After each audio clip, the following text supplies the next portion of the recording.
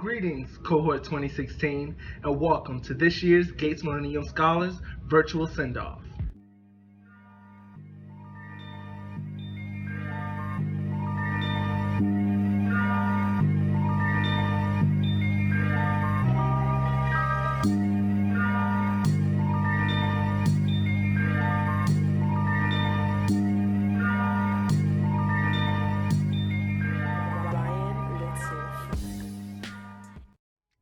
Hey guys, it's me, Melissa Jordan, your Senior Relationship Manager with the Gates Millennium Scholars Program, and with me is Brandon Brown, and I'm the new Scholar Relations Coordinator here for the Gates Millennium Scholarship Program. Well, it's that time of year again. It's time for another virtual freshman send-off. Hey. Turn up.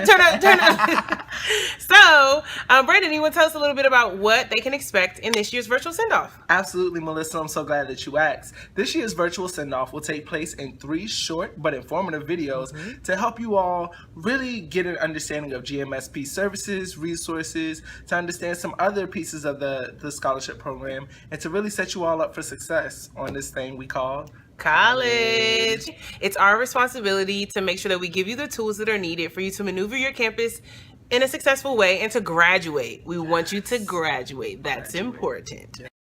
Now meet some of your GMS staff that are totally committed to your success. Meet Nicole Alonzo. Nicole is the manager of scholarships at HSF. In this role, she oversees the academic empowerment services of GMS. She also works directly with scholars to provide academic support and guidance. This is Michael Bates. Michael Bates is an academic advisor at the American Indian Graduate Center. In his role, he helps students with several processes like renewal requests, deferments, and graduate school inquiries. In addition, he is a proud Gates Scholar from the cohort of 2008. Lena Walton is the Associate Director for the Asian Pacific Islander American Scholarship Fund. In this role, she manages overall operations for GMS, supports scholars through the financial aid process, and also serves as a part of the academic empowerment team. Gabe Bell is a scholar from the cohort of 2002 and currently serves as the Campus Engagement Manager at the American Indian Graduate Center. Gabe works closely with scholars in the Southwest region, providing support regarding graduate school, academic success, and helps students connect with their on-campus services. This is Kalindi Doshi. Kalindi is a Campus Engagement Manager with API ASF. She has a passion for students and supports scholars by helping them maneuver the campus environment both personally and academically. Meet Mireya Sildana. Mireya is the CEM for the Gates Millennium Scholars Program at HSF.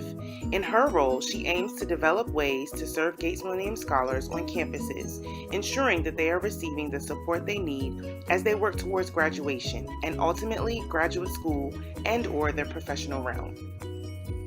This is Sarah Labarge. Sarah is a proud member of the 2004 cohort of Gates Millennium Scholars. In her current role, she too assists students with several processes and serves as a member of the Academic Empowerment Team. This is Aaron Stallworth. Aaron is a CEM at UNCF, and in his role, he works to develop ways to serve Gates Millennium Scholars. This includes collaborating with a variety of campus administrators, connecting scholars to appropriate resources on their campuses, and supporting scholars through academic and transitional concerns. Meet Jokina Stone. Jokina is a relationship manager at the Gates Millennium Scholars Program. She works directly with campus-based organizations, campus-based leaders, the mentoring platform, and the online community, along with a variety of leadership programs.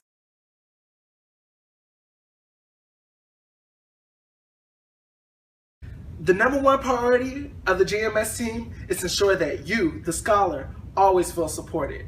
How do we do that? Through ACE. What's ACE?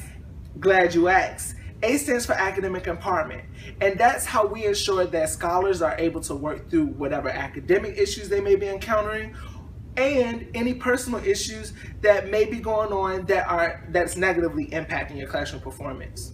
If you ever feel that you need some additional support, email us at academicsupport@gmsp.org, or you can contact any of the ACE team members at the different partner organizations.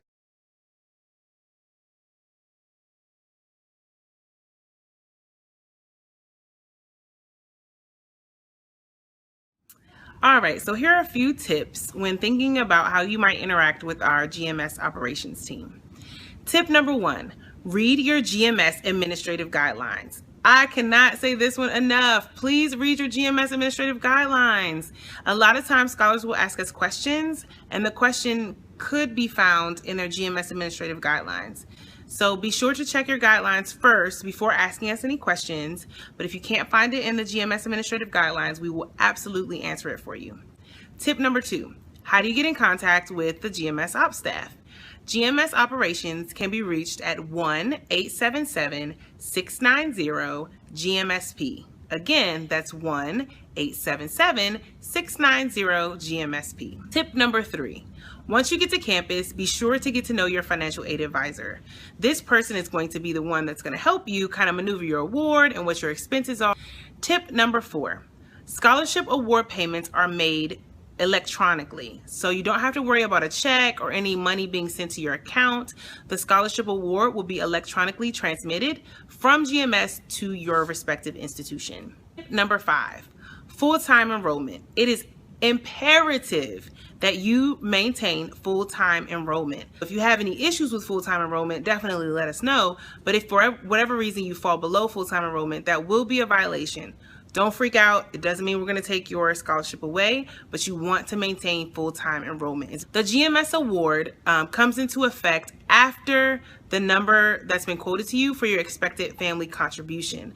A lot of times we get scholars that ask this question, but once the expected family contribution has been paid, then the GMS award kicks in as far as your expenses. Next tip.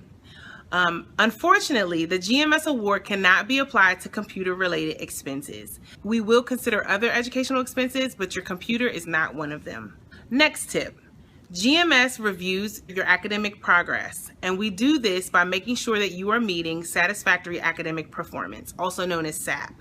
So just be in mind that we will be asking you for academic information to ensure that you're meeting standard academic performance, which is dictated by your institution.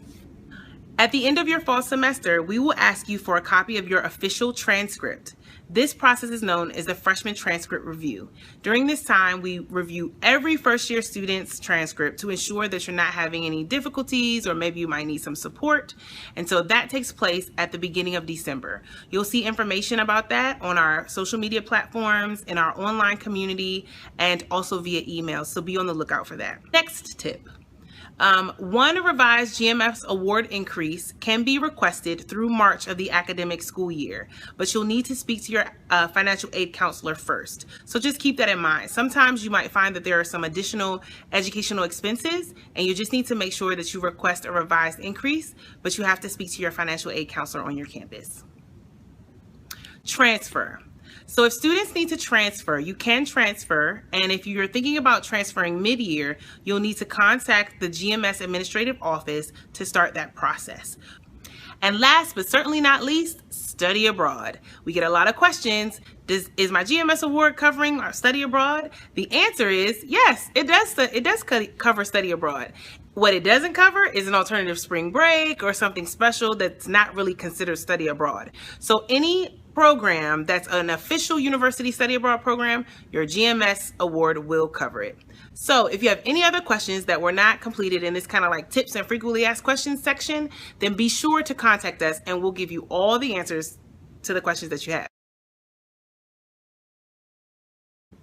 Alrighty, so we've talked a lot about the academic empowerment and the financial piece of the scholarship, but Melissa, aren't there other opportunities for the scholars to develop their leadership skills and to enhance their leadership development? Absolutely. So in addition to getting academic support and obviously money support with that award, there are leadership development programs. And so basically these are programs that throughout your entire GMS career, you will have the opportunity to attend a variety of conferences or programs, some of which might be an alternative spring break, or the conference on public health, or the conference on the Institute for Teaching and Mentoring if you're interested in being a professor or being in academia.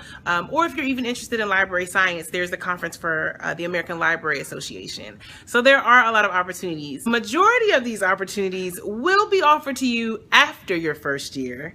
Sorry about that.